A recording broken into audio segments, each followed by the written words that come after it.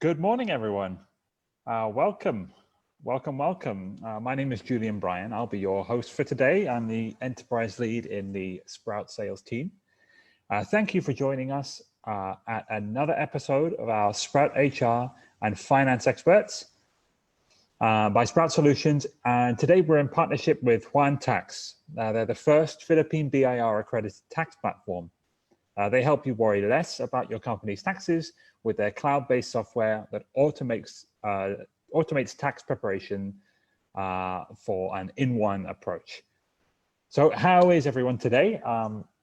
Now, we're aware that this is a critical time for HR and for payroll and really for all companies. The focus on getting back to work, it has to be precise. Companies have to be agile. And so we're here to give you some practical advice to help you lead your company through these challenging times. By the way, also, we're live on Facebook today. So this is being streamed on Facebook Live. So please invite your friends to watch and to join us on this, because as I mentioned, we're going through some extremely important topics today. So we hope that we're really able to help you out. So just to give you a brief introduction as to who we are, Sprout Solutions is an HR technology company that helps your company take it to the next level in terms of taking care of your people. So we provide systems and support for recruitment, timekeeping, also on payroll, and analytics as well, all in a cloud-based system, which means that you'll be able to work from home. It'll enable you to work from home and make work from home work for you. So we have seen a big demand recently, especially with the quarantine, that a lot of companies are struggling because servers are in the office and they're not allowed to go to the office. So it's important for companies to have a cloud-based solution that they can access from anywhere that has an internet connection. And now we hope that we're able to help lift up your team during this crisis. So just to go over the raffle mechanics for today, while we're waiting for everyone to tune in. So there are going to be 3 keywords that pop up here. They'll be flashed on the screen. If we can go back a slide, please.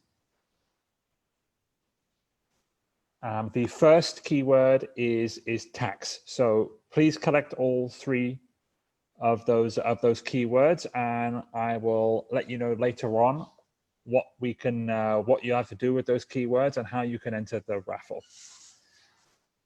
Okay, so follow Advance and Sprout's official Facebook page as well. So you have to follow the Facebook page in order to be eligible. So it's at sproutsolutions.ph. If you comment all 3 keywords on the post that's pinned to our page, then you will be eligible to join. We'll announce the winner at the end of the session, so please stick around to the end to see if you are our lucky winner. And for the prizes, we'll be sending the gift certificates through email. So that will be at some point today before the end of today. All right. So please prepare your questions for our fireside chat later on. We'd like you to ask us anything that's on your mind with regards to matters concerning our topic today, which is managing finance and tax in the time of COVID-19. So I'm sure I don't need to tell everyone who's on this call that managing tax has changed a lot. And the BIR have changed submission dates. They have given extensions on certain parameters and promptly withdrawn those extensions in many cases as well. So we're here to help you manage that. So without further ado, I'd like to introduce our first speaker today. He is the founder and CEO of Juan Tax. They're the first, as I mentioned, the first BIR accredited electronic tax software provider enabling accountants. Also, he's been empowering practitioners and leaders by sharing his wisdom as a thought leader, educator, and entrepreneur. Being an accountant by profession and a visionary by heart, he took the responsibility to empower everyone he meets in the industry with the right mindset to improve their practice and grow their business. So let's please welcome Mr. Marvin Galang. Good morning, Marvin. Good morning, Julian. Can you hear me? Yes, we can hear you. Great. Well, thank you. Thank you for having us, and thank you for organizing this. Good morning, everyone that has joined us today in Zoom, and everyone that's listening or has joined us in Facebook Live. First of all, I wish everyone well. I hope you're all safe and healthy, which is really the most important thing right now. On top of all of this, which I'll share in a little bit. I know we can all go out and about. I hope we're all exercising proper care and due diligence in whatever we're doing right now. Just to give a little bit of background, to manage expectation, I'm not going to bore you with revenue regulations, revenue memorandum circulars that came out over the last 2 months while we were in GCQ or ECQ, and even now that we're out. I think there's a lot of webinars out there that has been conducted already on that.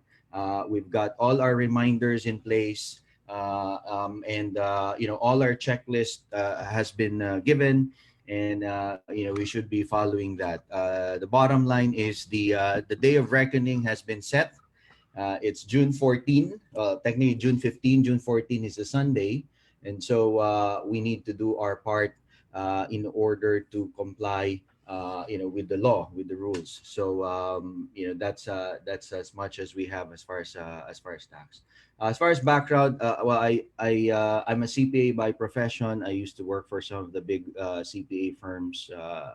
In the Philippines, I used to work for SGV and KPMG and EY in the US.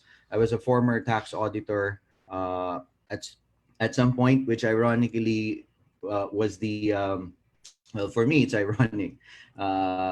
Really made me fell in love with technology, putting process improvements in place, and how do I utilize tools in order to improve those processes. Used all those in my experience as both in these two companies that we founded. One is an accounting outsourcing company based in LA, but the majority of our staff is here in the Philippines, is in Pampanga, and also a tax solution, One Tax, for the Philippine market. I'm talking to you today in this respect, as both a business owner and an accounting professional, right? Because we've since the pandemic started, since the crisis started, we've been talking to a lot of businesses, clients, and really find out how this has impacted them, and really try to help them in terms of managing, especially our topic today, which is managing finance. And we were not spared. I've been trying to look for a graph or something that I can share with you, to emphasize the impact of all of these things that are happening. But unfortunately, I think I cannot paint anything nice. Everything will be gloomy. So I just got this graph. It looks like an elephant, but in reality, it really depicts everything that's going on. In the in any industry, in any businesses. But what's critical for me, or at least for a lot of businesses, is this section that we've shaded here, because the drop was drastic. So we were all going about our daily lives, our daily routine, our business. We have our business plan and your projections in place back in last part of last year. So you're going to operate that and execute that in 2020. You were doing well in January, February, and then boom, overnight, nothing, everything dropped. But what's significant here is not so much the drop, because we probably already accepted that at this point. So if there's still people that there's still people that has had challenge or is challenged accepting it. Is really what's more interesting here is really how long are we going to stay there at the bottom. So part of this graph is a V curve. So in finance and investment standpoint, really that's what they're expecting. There's a drop, and then suddenly there can be an upside of it. No? But right now, it's the question is how long are we going to stay down there? uh, how long are businesses going to be able to recover? And I think this has a lot of impact with us. For us, immediately we lost 30% of our client base. So we lost a very big client in the US that has impacted our operation, and that's a 30%. It's a 30% hit on the top line. That's on the revenue side. And for businesses losing 30% of their client base, and this is not we're not just talking about collection. Okay, collection, I mean, if you have a business and you're worried about collection, that's a different story. But this is really, you lost 30% of the entire client base. So it was a very big hit, but similar to what everyone's going through, we have to go through and lead through the challenges. No, it has impacted everyone, including our government. So we were talking about taxes, tax collection. This is the reality that we are faced with right now. So if there is a clamor for people, yeah, I mean, we were talking to people during the lockdown, talk to them about taxes, and we get very, very uh, some are really violent comments where I'm not worried about taxes right now because I have to worry about food. I have to worry about our livelihood. And it's a natural feeling, a natural comment. But this is really the impact of what all of this has done in our economy, in our tax collection. So from January to April, the first 4 months of the year, compared to the first 4 months of last year, we're down 25%. This is both, in general, this is all tax collection efforts. But what's more significant is the month of April, where the government actually expects a lot of the funds coming in, primarily because of income tax filing, supposedly on April 15. But because of all these extensions that happened, this is where there's, the funds that they got. So this is a 63% drop of what they collected in 2019 versus how they did in 2020, a couple of months ago. So we're still in the middle of this crisis. It's really a medical crisis, a medical phenomenon that led to a global pandemic. People are forced to stay at home, or at least, advised to stay at home. But in reality, we're forced because of the rules and laws that were in place. Led to an economic crisis because how can we operate if we're not doing about our regular types of business, and we won't be able to pivot immediately to the new normal or whatever process we have that would allow us to work from home, eventually leading to a financial crisis, businesses, individual lives. But I think another significant impact of this is the mental and psychological challenges that people are have faced, are facing, and I think will continue to face. No, so if there are, I salute a lot of the organizations that include this in a lot of their trainings, a lot of their webinars, because I think this has a great impact. We don't know the effect yet. I don't know how we can calculate what's the impact of mental health to your business, mental health to the economy, and how critical that is, because at the end of the day, it's still people, right? The characteristic of all of this is what's very challenging. It's highly uncertain. We don't know. Yes, we are allowed to go out.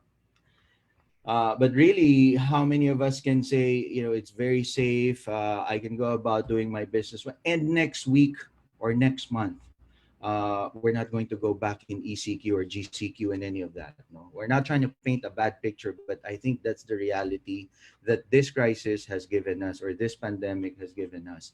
We do not have an end in sight. Okay, a lot of the plannings that in associations, in businesses that I've been a part of or is part of, the planning is already all the way to December, and most likely they're not gonna exercise any physical or on-site activities, because of this. And at least there has been decisions made, for that, which is good. but it tells us that they can't see an end in sight yet. Is it December 31 and January 1 everyone can go out? So I love Osemari Chan, but if there's a joke, hey, by the time we go out, maybe we'll see him, and that means it's September. But guess what? We might see Santa Claus before we get out of here. Third, it's rapidly changing. It keeps on changing. We've had all those extensions. We have to keep track of everything that has been impacted by those extensions. For us, for tax, basically all the revenue regulations issued, the extension dates keeps on changing. The deadlines keep on changing. The ability to file tax returns and audited financial statements keep on changing too. But now, and very recently, there was a memorandum circular that came out allowing businesses to now submit their audited financial statements electronically, so they don't have to fall in line. They don't have to, it's really practicing physical distancing, right? And the last one is there's no canned response, right? If there's anybody here that can give us a blueprint of this is the solution, and this is and this is what this has worked for us, it's gonna work for everyone, then we want to know, maybe we can make money out of that too, right? But what this entails is it forces us to lead. And so, the title that we have is Managing Finance in this time. Actually, I added a little bit there, which is really leading through this financial challenge or financial crisis that we're going through right now. So we have to figure it out, real time under stress. So when we lost 30%, it was depressing. 1 day, 2 days, 3 days after that, you just have to wake up. How do I deal with this now? What can we do? There's no clear cut answer. So there's no Siri, there's no Hey Google. So whoever you are, you are accustomed to talking, Cortana, Siri, Hey Google, or whoever, there's no clear cut answer. So you have to resist. Also, you have to resist the pressure of providing a quick answer, because there's none, and most likely that's wrong. Accept that we don't fully understand the situation, because we don't. There's when will the vaccine come out? Some say, I read an article 2 days ago or 3 days ago that we're probably weeks away from a vaccine. I mean, I don't believe it. I don't know if you do, and if you're gonna count on it. But we don't fully understand the whole situation. The virus itself is something that is evolving. Situation is changing. It will take time. And I think the most important part of this leadership through financial challenges is really the process. What process do you have in place? What process can you put in place in order to address the challenges that we are encountering? So, and part of that process is really these three things: the structure that you have, the procedures, that involves that includes the technology. So, I guess one of those webinars and one of those topics that are really, increasing in terms of demand right now is how do we go about using tools? We're used to doing a lot of things manually, maybe including HR, including payroll. And now, we're not in the office. We can't access our computer. The Excel file is there. There's so many data coming from different sources. So how are we going to do that now? So part of the structure is really putting in place that the use of tools, the use of technology, the use of procedures that we are not used to, or a lot of us have not been used to. So this is forced into us, but this is part of the process, and that's very critical. The second there is people. Actually, of the three, people is the most important ingredient of this process, which we need to use in order to lead through these challenging times. So that's us. So mental health is very important. How do we take care of ourselves physically, through exercise, meditation, prayer, talking to other people? That's still part of the whole process of what we can implement in order to lead and succeed in this. And then the last is the problem solving method. We're always going to be faced with another challenge. Losing a big chunk of your business, yeah, that's part of it. You can solve, or you can, well, you won't be able to replace that right away, but at least you can do something in order to address the impact of that. But after that, there's another one. And then there's another. And then now here, maybe we're saying, oh, this is a challenge. This is a problem. June 14, tax filing deadline. How do we address that?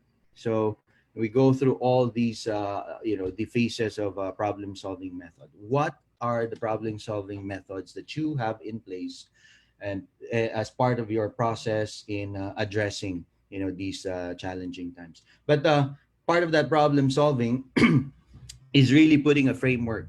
So in this particular topic that I was given, it's about managing finance. And so the process that I can share with you on this is really a formula that we don't pay too much attention on. As business owner, including myself, and maybe as a finance professional, when we talk to clients, we usually just focus on, hey, how much profit did you make? How much or revenue did you generate compared to prior months, prior years? Yeah, we look at the balance sheet, as well, but really, we don't, current ratio. What does that really have to do with me? I take care of my business. I look at my cash balance. I can pay my bills. But all of those thinking have been challenged now, and there's a specific report as part of that whole income state or sorry financial statement package that we don't really pay too much attention on, and partly because how it's presented, because there are so many methods of presenting it, and I guess trying to understand it will require some sort of a sophisticated knowledge, and really we're talking about the cash flow, and cash is key in solving this or at least managing and leading these through these challenges right now. So how does that look like? So we start with our, well, in this case, I just rearranged the order. I would start with our cash position. What is our starting cash position? As a business owner, well, if you're self-employed, even as an individual, what's your starting cash position? How do you generate cash? Through your cash flow in operation. If you're a business, will my daily operation generate positive or negative cash? Investing activities, what are involved here? And if all else fail, where else can I get money? How can I finance this operation, even for us as individuals? And of course, the bottom line is we're hoping that it's positive. We're hoping that it's going to generate, a positive cash flow, a positive cash ending, right? And really, in businesses, we do this exercise. If you've probably in your company, in your business, you've probably done this last year, again in preparation for 2020, 2021. And how does this plan end up in terms of cash for the business? But again, we scrapped that already because the situation is that it's uncertain. It's always going to change. So we can do monthly now, from June, July, August. In reality, even monthly is so hard to forecast. So people are now doing weekly. And to a certain extent, for us in our company, we're doing weekly, but some businesses have to do it daily. They have enough cash to pay for some of your help or your workers, especially if some of these are paid on a daily basis. So what does each individual item there, or at least the framework, include? So when you start to look at your finance, your cash, look at the starting position, which is cash. It's really your checking account, savings. How much money do you have? How much cash do you have in these different types of vehicles? But identifying that requires one important principle, which is really, violated in a lot of ways. And that's the principle of entity, or the concept of entity. You need to know whose money is that.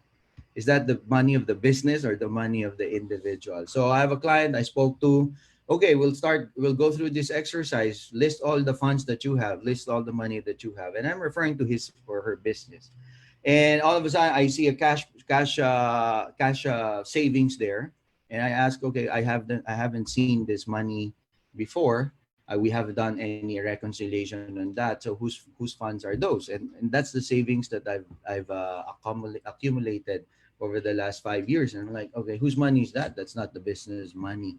You have to remove it there. Spoke to another individual, and they included land asset as far as the land of the couple. So by the time you end this quarantine, you're going to end up in divorce, because that property is not the business's property. That property is your personal property. It is not the company's property. So we need to make sure you understand the concept, or we employ the concept of entity when we're doing all of these exercises. Now, this is the starting cash position of the business. If you're a self-employed, this is mostly challenging for self-employed, because who's the business? I'm the business, no? But there's still that there's the business side, which I can if you have, please register a DTI, so and you can open a bank account separately. And if you don't have a DTI, open a bank account separately for your business activities, which is separate from your personal activities. It's very discipline is required for that, but that's important. We need to identify what that looks like. Cash flow from operations, really money that you're receiving from your providing services or selling goods. We need to deduct, whatever we are paying our suppliers, our providers, our salaries, our employees, and also here the taxes that we pay. But I'm not looking at this on the aspect of an income statement or what the income statement really tells us, no. But it's really cash, So when we're paying our taxes, that's cash out, and that's part of your operations. Cash flow on investing. Well, you may have equipment that you can sell, business unit that you can sell. Now, I cannot operate all of those business units. It still has value. Maybe you can get money out of it. Less whatever cash is paid in order to continue operating, especially now. No, I think there are rules provided by the Department of Labor, Department of Health. So there might be some requirements as far as investing in some equipments to make sure our employees are safe, our employees are healthy. And then again, as I've said, if all else fail, where else can I get money? Borrowing, investors, less whatever cash that I need to pay in dividends, in repurchase of shares, etc., etc. So the bottom line is that has to ideally end up to be positive cash flow. What's in each of those? For instance, I'm not going to start with the cash or go through the cash position, the starting cash position, because that's very evident. Cash flow from operation, cash received from payments of our services. So how do we generate funds? How do we get money or generate funds right now on this? So if I can operate, so part of that is probably revamping services. So in here, people call it pivot. How can you pivot fast? Maybe a good example is the food and beverage industry. Shut down restaurants. How can they generate money? So all of them started offering delivery. So food delivery. But how do we order? So okay. So now they're okay. Clamor to go through Grab Food, Lala Move, or Lala Food, and all that stuff. But one of the things I've seen here in the FNB is really it's an informal economy in Viber. So I don't know if you're part of that. There's so many groups that came out, hundred thousands of members in Viber, really selling food, and the possibility of delivering it to your house. No, of course, Facebook is there as part of that, and I think even Facebook realized now that their marketplace, the Facebook marketplace, where traditionally you would just post your products that you're offering. The marketplace is a huge potential in really connecting buyers and sellers, integrating the two. But how can we revamp our services? something to think about, something that can help in terms of putting cash in the business. No, collect receivables. Wow. Well, of course, this is if you have a lot of accounts receivable, aged, 30, 60, 90 days, that's an immediate source of cash. We should focus on that. Try to work with our customers. No, so and even if you look at this on the other side, on the rental side, we are the customers. We're the lessee, and they're working with us too. If the government has given them some mandates on, hey, we can defer payments, but at the same time, it's not a forgiveness of payment or forgiveness of that expense, but we can work with them hopefully on an installment basis. No? So how do we do this on the other side? Communicate with your customers, talk to them, try to find out, yes, the situation, everyone's going through this, but how can they help you too? Usually that's the question I ask. Yeah, I need help. I also need to eat. I have a family I need to feed. How can you help me? There's a liability like this. This is it's a big collection. How can we help each other? And maybe they can give you a solution. All right. Cash paid to suppliers. Review your fixed costs. Okay, salaries, rent. One of the things that worked for us, we terminated our lease February 28, 2020. We gave a 30-day notice, not knowing that 2 weeks after we're going through go through a lockdown. Okay, you call that foresight? No, that's not foresight. If I have a foresight, I would have bought stocks with Zoom. Zoom in December versus Zoom's valuation right now, it's really it has gone up exponentially. So no, but it was just a decision that we need to make because we need to move in another office. But fixed cost, rent is a fixed cost. How would you move forward operating? Are there fixed costs that you can take a look at and you can reduce or eliminate? If you can eliminate that. Extend payables has been in a lot of journals, has been in a lot of tutorials as far as how we're gonna we're some of the things that we can do. And well, the government has already helped us on that, particularly on some rent payments, mortgage payments, etc. So that's also something that you can employ. I think the key here is communication. Okay, it doesn't mean that hey, we're all suffering, you don't have to communicate. You still have the other side is also human. And they need to be aware of your situation, and hopefully we can both work out some sort of a plan. Drop variable cost if you can, and then cash payment. All right, deferment of tax payments. This is something that that has been afforded to us already from April 15. So it's really a 2-month deferment. And then for individuals, there are options for deferment of tax payments is up to 50% of what your tax liability is. So please take a look at all those opportunities. Now, when we take a look at this, talking to businesses, usually I ask, okay, now you're suffering. What do you need to do? We need to generate more revenue. I think we need to change our mindset. No? We need to change. I think the frame of thinking or the frame of thought is a little bit off.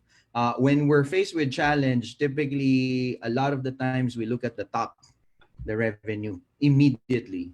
All right. I think that is a formula for disaster and a formula for bankruptcy. I think what we need to look at is our expenses. Okay. When we're faced with challenges and even on a personal level, so we've gone through this at some point. I'm not making too much money. I have to move job. I have to look for higher paying job, etc. Because I have a lot of expenses I need to pay. So how can we really look at that expense? And what are those that we can cut? How can we simplify our operation, our lives in order to survive, in order to lead this through these challenges? I think that's a very important concept. Okay. And eventually it will lead to wealth creation. That's not our topic today, but it's a principle that I personally believe. And I just wanted to share. But take a look at that because that's critical in cash flow operations. No, this is a glimpse, a mirror of your income statement where you have your revenue and your expenses. But if we are faced right now with challenges, where do we look at? We look at the revenue side more than what we look at the expense side. Maybe we change that framework and then take a look at how we can balance the two. No? All right, cash flow from investing, proceeds from sale of business. If we have businesses that we can sell, that's not true for a lot of us, especially for self-employed, because you are the business. Identify which equipment. If you have equipment, one of the things here that you may want to really, just don't short sell it or through a fire sale. Because there's really trying to identify the value of the asset and how much money you can. I talked to some, let's say the dental industry. I don't know how it's hard to grasp, how they can recover, or how soon they can recover from all of these. So I talked to them, 10 patients. If they're looking at 10 patients a day, now they're probably expecting 2 to 3, because all of the guidelines that were given to them, and one of those is, maybe I thought cash. They may have some equipment that they have invested in before. Is there an opportunity to sell some of those? And this may sound funny, but dental chairs. So one of them said dental chairs. Oh, really? Who will buy a dental chair? Sabi nila, it's the yung barber shop daw. So dental chairs can be converted into an equipment that can be sold to barber shops. Well, I mean, I did not know that. So that's something that you may want to look into. All right, cash paid for new equipment. As I was mentioning earlier, because of the procedures that, especially that industry, for instance, the dental industry, now they have to wear PPEs, new ones for every patient, because that's the guideline provided to them. And of course, in a lot of other industries, they have some equipments now that can disinfect employees, disinfect people entering buildings, etc., etc. So there's cost associated there. So we need to identify those. Last is cash flow from financing. So, well, I've done all of the things that I can in my operations. Try to collect money, try to pivot a little bit or a lot. Doesn't generate the cash that I need. Still a lot of expenses, bare minimum that I need to operate. But we can't. So we need to forecast. Do you need help? Do you need to talk to investors? Do you need to sell a share of that business? So these are the things that we need to look into. How much? At what price? What's the value of the business? Do you have lines of credits? If this is something that was given to you before, but sometimes you just need to look at the covenant of the line of credit, in terms of restrictions, in terms of penalties and such. So this is really looking at investors. If you have commitments to provide dividends or repurchase commitments, then may want to talk to your partners. You may want to talk to your investors, because this is something, it's unprecedented. So we tried to look at the activities on investing too, and the different areas or businesses where venture capitalists or investors look into putting their money in. I can tell you it's tight. They don't just give their money right away. If they were maybe funding, one out of 100 startups before, that's not the case right now, and they're very picky and choosy. So I think the first thing for them is really helping the existing companies that they have already invested in, make sure that they succeed, they go through these challenges before they put another a round of investment out. So but yeah, if in terms of financing, this is something that these are the things that you can take a look at. Again, obviously, at the end of the day, if I do all of those, if I take a look at each of these individual sources of funding, hopefully you'll end up with positive cash. No, it's a process. So there's some certain expectations. No, everything is an experiment. It's going to happen in real time. We are not sure whether they're going to work or not. You need to set reasonable expectations, best efforts in all of these. No? So you may have already put measures in terms of cutting cost. your revenue keeps on coming down, your collection is really zero. So whatever uh, um, cash forecast that you do doesn't make sense, but you got to do it over and over again, because it's not everything will work, but it will eventually work. You just have to keep on doing it, and in implementing a process, these are some of the expectations that we need to put in ourselves. Just to summarize, you are the most important part of this solution. So we talked about, hey, this is the problem that we're faced with. These are the challenges. I shared that the best thing that we can put there is really come up with a process of how to address each problem that we have. The structure that you have in place, the problem solving method that you will employ, the framework of solution that we have. In this case, this is a finance framework, cash framework that we have. No? But the most important part of that process is you. Tayo pa rin. You have to take care of yourselves physically, exercise, get some sleep, talk to others if you're really feeling sad sometimes, because it's a roller coaster. I don't know how you're feeling today versus yesterday, what different types of challenges you have today versus yesterday. And if we need to seek the help of professionals, we should. This is a marathon, so pace yourself. There's an urgency to solve this problem right away. In fact, there's an urgency to get out of the house.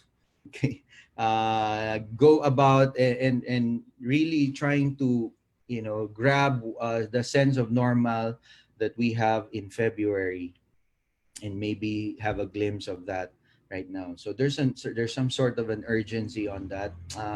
Let's try to rethink, pace ourselves. This is going to be a long, you know, a long battle that we need to fight. You're not alone. That's one of the good news, is you're not alone. So seek help, help from professionals. Things like this, organized by Sprout. There's a lot of activities going on in professional organizations. I'm sure you've noticed when it hit the first 2 weeks of March, everyone's down. There's really no activity happening, and then all of a sudden, people now start realizing, wow, we gotta get up. As a group, as a company, as an association, as friends. What can we do to support each other? So that's part of that. Activate a process, and then trust it. Yeah. So once you are committed to that, activate it, but just trust the process. It's not going to solve the problem overnight. There will be new challenges, but keep at it. Keep applying the process. And then the last is resilience, is adaptability personified. Whether these are tools, technologies that you put in place, a new system, a new procedure.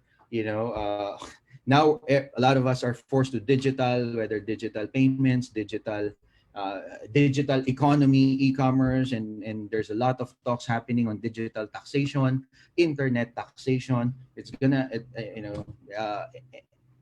we cannot prevent that, because when collections are down, we're gonna try to look for other sources of funds, right? And I think it's just fair, because some countries have already taxed that type of transaction. We've been sitting on it, probably because it hasn't impacted us quite a lot in terms of what our former plans and budgets were, but now it's different. So that's things that we need to again adapt eventually. But yeah, so we just keep on adapting, and adapting. Personified is really what shows your resilience. No?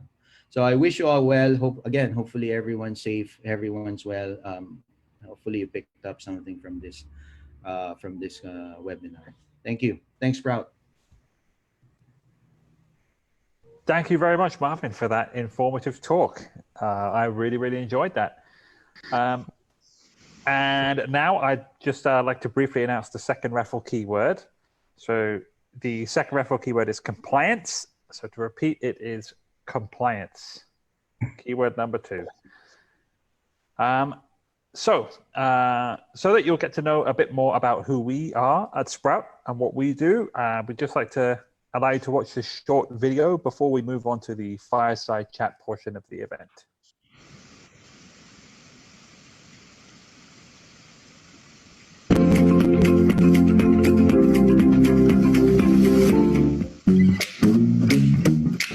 Hey, Paolo. Good to see you. Thanks for having us. Yeah, come in. Welcome to Sprout. Tell us a little about Sprout. We fix HR and payroll in the Philippines. We have a software platform. Companies use us to streamline time and attendance, HR, payroll, even recruitment these days. Where did Sprout come from? Well, I grew up on a farm, so plants are kind of in the background.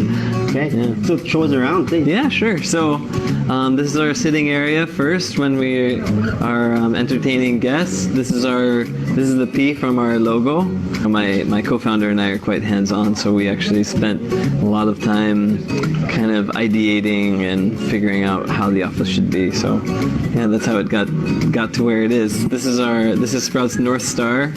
So this is kind of the fundamental vision of the company.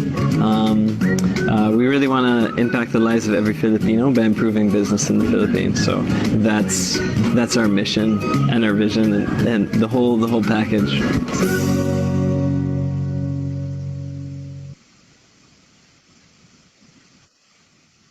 Hope you enjoyed that video. That's, of course, harking back to a time when we could all get haircuts. So now I would like to announce the third keyword, and that is BIR. So the third keyword is BIR. You'll need to follow Sprout in advance on Facebook and comment on the post that is tagged there on Facebook. So the next portion of the event is our fireside chat. Please prepare your questions and type them in the chat box. So our panel for today, you'll have myself moderating, and I'd like to welcome back our first speaker, that was Marvin Galang. Our second panelist, I'm sure those of you who have attended a lot of our webinars in the past will remember our very own attorney Lester. He's Sprout's legal counsel and public sector engagement lead. I'd also like to introduce our third panelist, Reynald Salvador. He's a seasoned audit and risk management professional. He has 9 years of experience in various industries. And finally, our fourth panelist is our very own head of finance. That's Geoffrey Ogang. So welcome to our panelists. Ladies and gentlemen, we're now opening the floor for your questions. Please ask away. I typed them in the Zoom chat box. So I guess a question we'll start with, gentlemen, is what are the business implications of COVID-19 in finance in general? Who wants to start us off? I'll take that question first because there are a lot of legal issuances related to the COVID pandemic that drastically affected finances for both creditors and lenders. So first, good morning, Marvin. Thank you for joining us today. OneTax is one of our friends in the SME and the tech startup ecosystem in the Philippines. So thank you, Marvin, for joining us. And again, good morning, Julian, and to the rest of our audience. So first, let me discuss that in response to the COVID pandemic. The government issued several issuances already. So the first one is, of course, the Bayanihan to Heal as One Act. This actually required banks and those who are relying on rental income to forego to delay the payment of loans, indebtedness, and rentals. So this covers residential and commercial rent. These particular issuances impacted the cash flow of those persons who are relying on rental income as well as the income for repayments of particular loans. So everyone was hit because of that. The good thing about it that I think will come out of it is that governments have been forced to digitize. As you can see from the SEC and the BIR, a lot of their processes are now migrating online.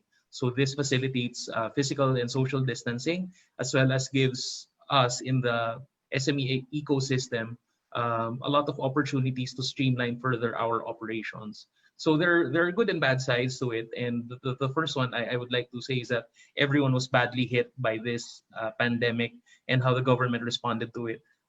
Everyone, regardless of size, regardless of industry. So it's now really, I like what Marvin said earlier in his presentation, that you have to begin with yourself.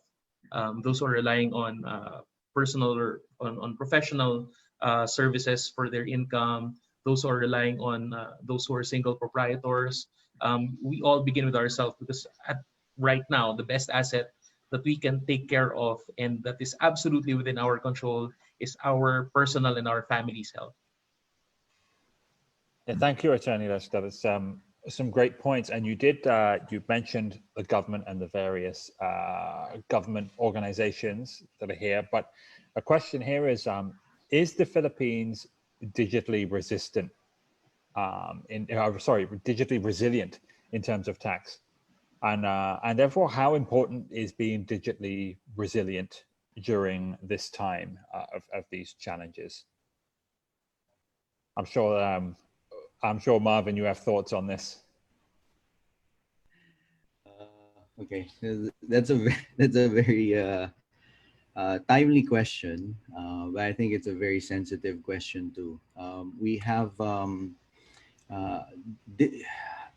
when we were doing our research as far as the the countries, particularly in Asia, that has started or has digital tax compliance, digital tax efforts.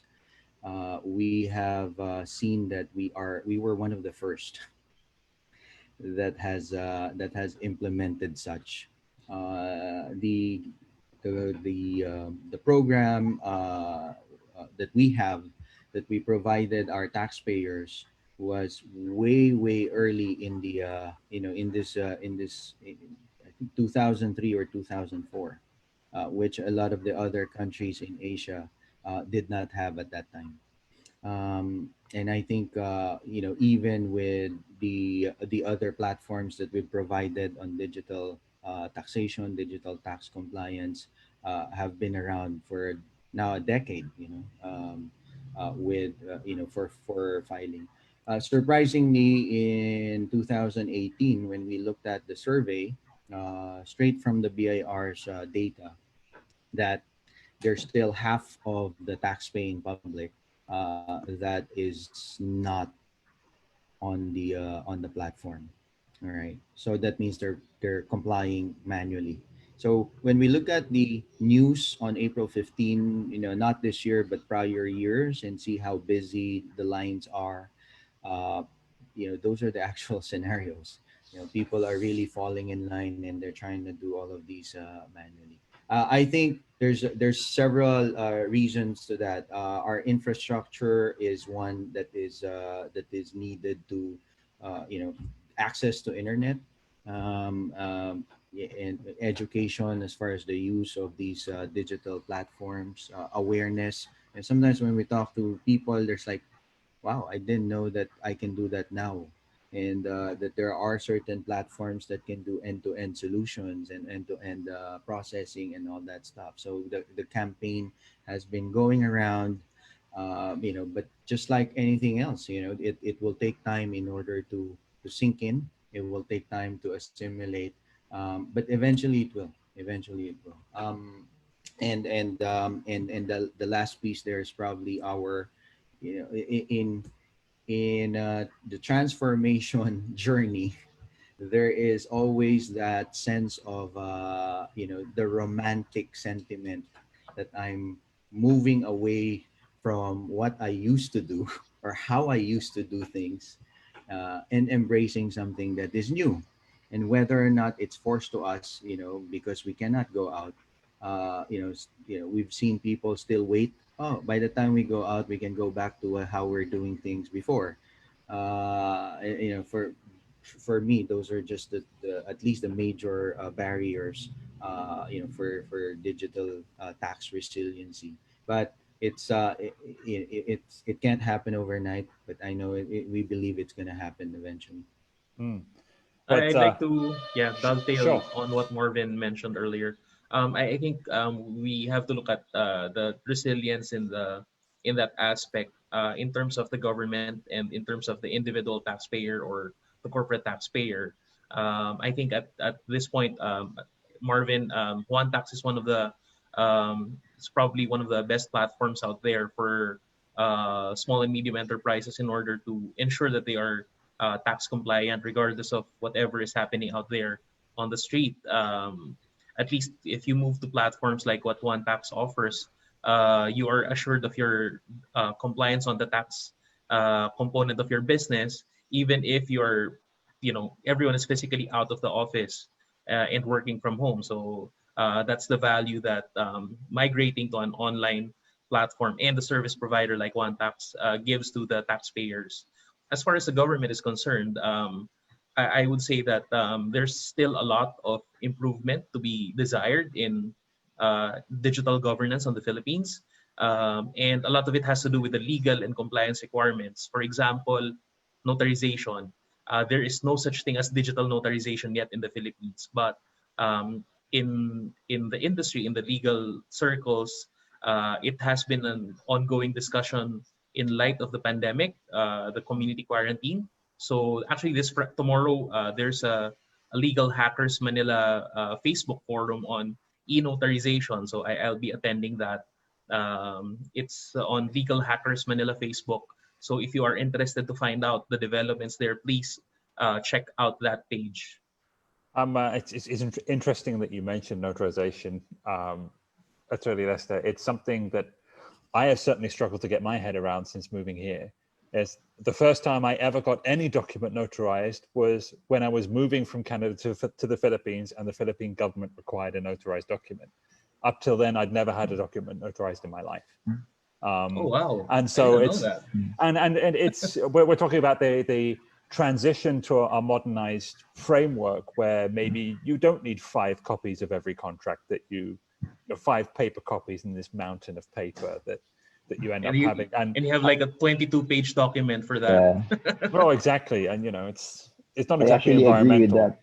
that. I agree with that, especially if you're the signatory of those 5 copies, right, Julian? Yes, it's a lot of signing, isn't it? Yeah. And going back to also what Marvin mentioned before, when you're transitioning to a digital framework, everything, as long as it is implemented correctly, everything does become easier.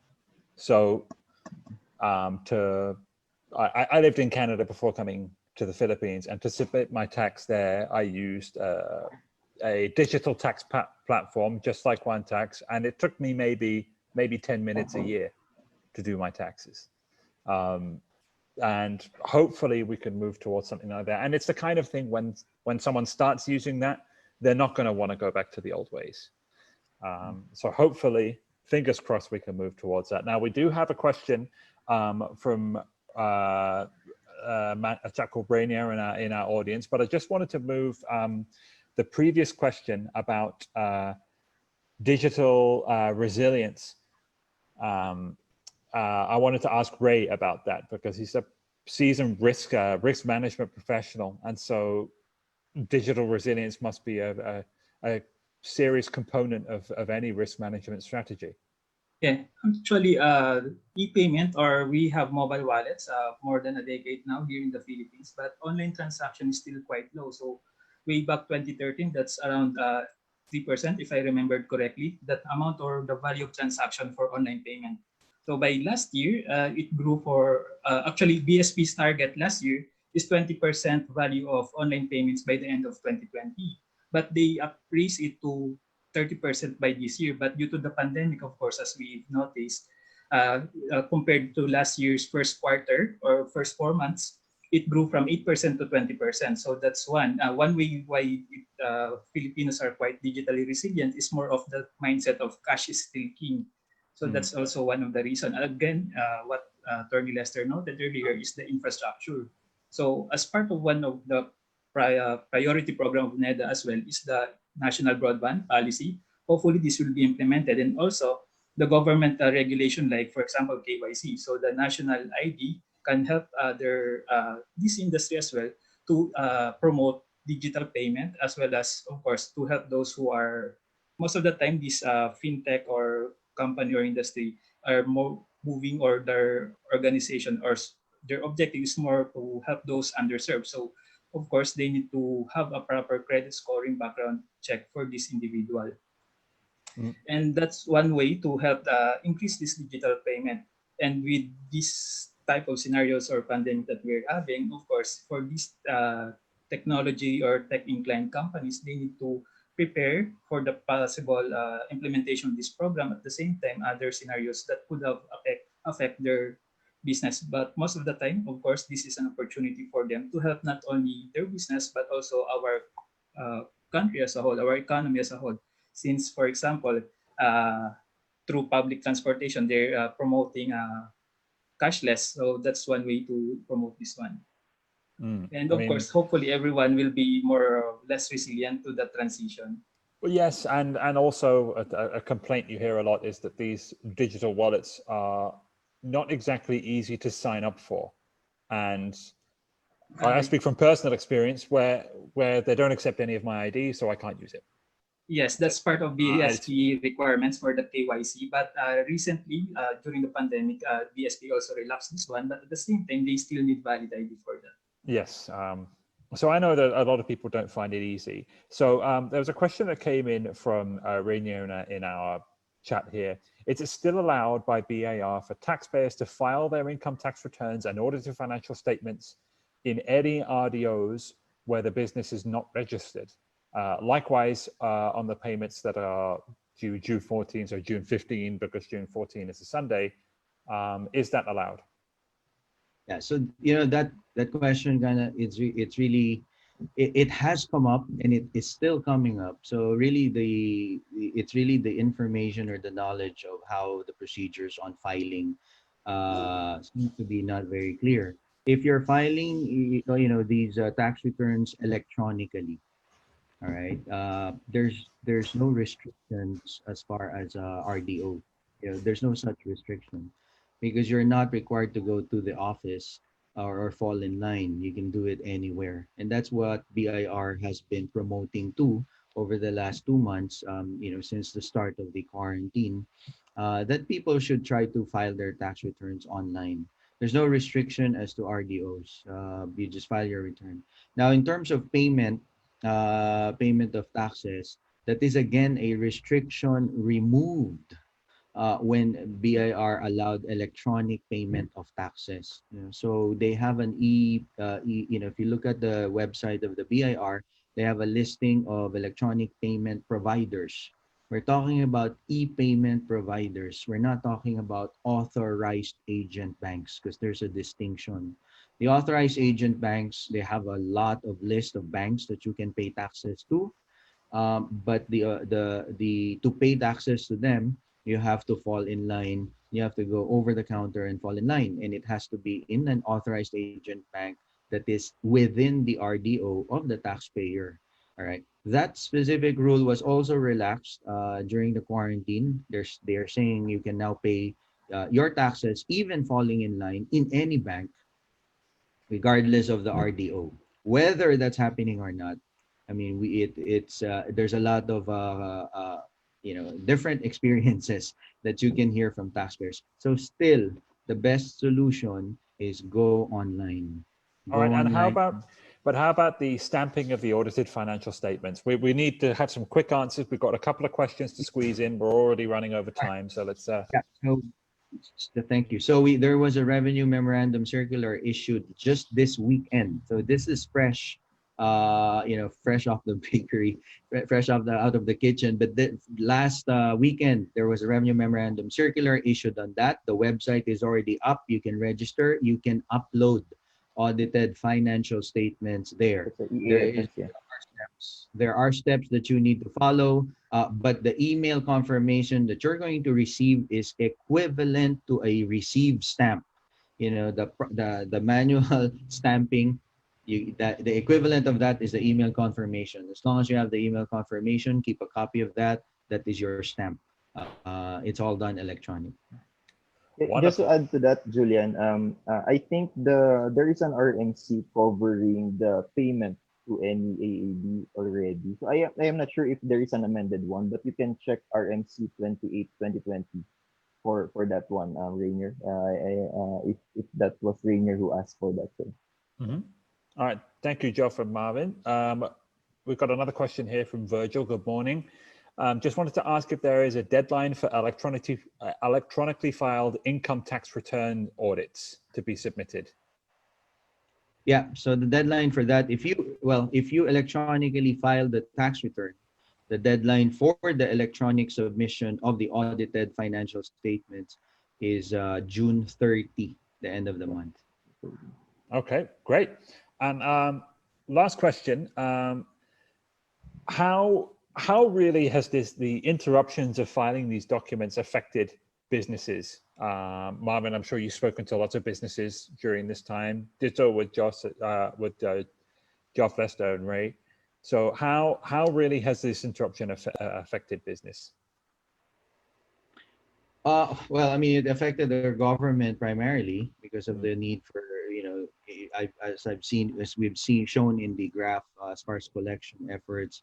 So if you look at the drive right now in terms of digital tax and where else can we get the funds, really there's a couple of things that the government can do. Number one, borrow money, which we have been doing because I'm sure you're reading that in the news. And second is really to drive digital transformation on tax administration. If this is I mean, there are a lot of arguments out there where, hey, if these are all done digitally, we don't have to physically file our tax returns, and people have a lot of easy ways to get these returns in and to get their payments in. For businesses, I mean, of course, there is a tightness in cash is going to have an impact on how they would comply.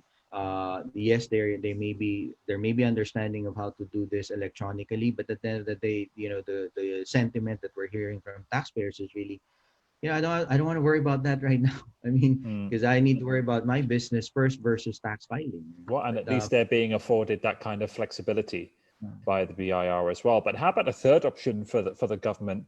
How about easing strategies like we saw back in the financial crisis, at least in the West, where they underwent quantitative easing measures instead of borrowing money, printing money? Is that something that you think they might look towards doing, or do we think that the impact on inflation will be too much? I think it's part of the overall solution that has been presented. But in terms of the economic impact of that, I'm not 100% sure. Definitely, I'd like to just mention something about that, Julian. The Philippines was actually one of the countries least hit by the 2008 financial crisis, primarily because our fiscal regulations are very much cash-driven. The Philippine economy is very much cash-driven, so I don't think that in terms of measures to ease up restrictions. I think I'd like to just mention this really briefly. Tomorrow is actually the last day that this Congress is in session. After June 5th, the Congress will be in recess. So any pending bills, particularly the CREATE bill, this is the revised proposal from NEDA. So they abandoned CITIRA and then they have this bill called CREATE. They're pushing for it very hard. So I'm hopeful that aside from the anti-terror bill, which was very much fast-tracked yesterday, our congressmen would be able to at least pass CREATE before the end of this Congress session. All right, thank you very much. I would also like to... Sure, just quickly, very, very shortly, only. So I also think, in addition to what Marvin said earlier, I think the biggest impact right now of the interruptions in the filing is cash flow, actually. So because almost all of the taxes falls due in June, right?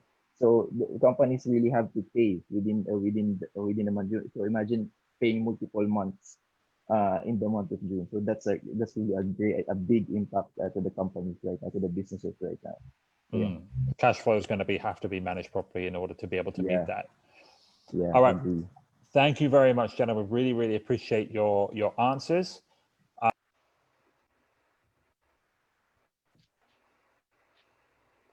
You're on mute, Julian.